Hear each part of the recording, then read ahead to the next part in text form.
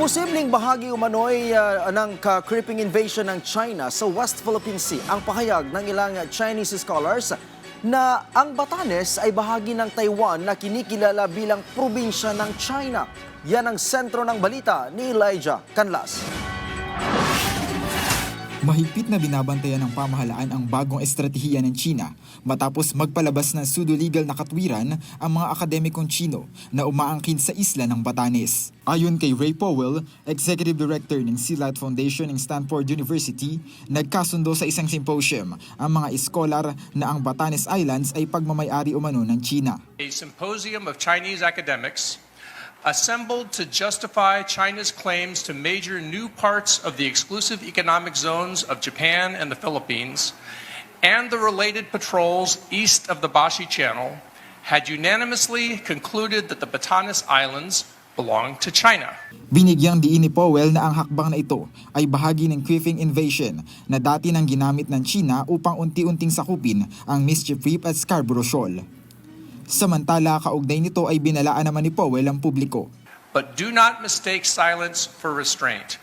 When your government Coast Guard is already running intrusive patrols into the area now being claimed, you do not need a government spokesperson to read the claim aloud.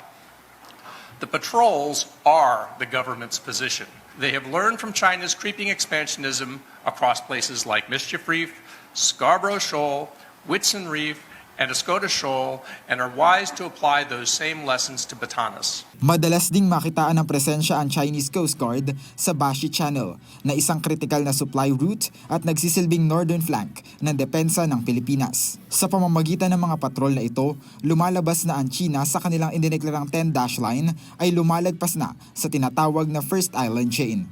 Hindi rin inaasahan ni Powell na makalulusot sa international scrutiny ang legal justification ng China.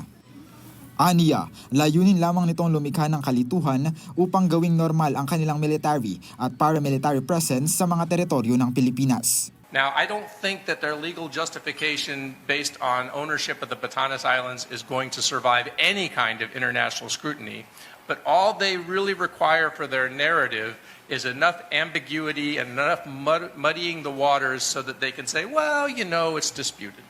Kapansin-pansin din ang pananahimik ng Chinese Embassy sa Manila na ayon sa mga analista ay isang taktika upang obserbahan kung huhupa ang issue o kung maaari itong i-frame bilang isang hotly debated academic topic sa hinaharap.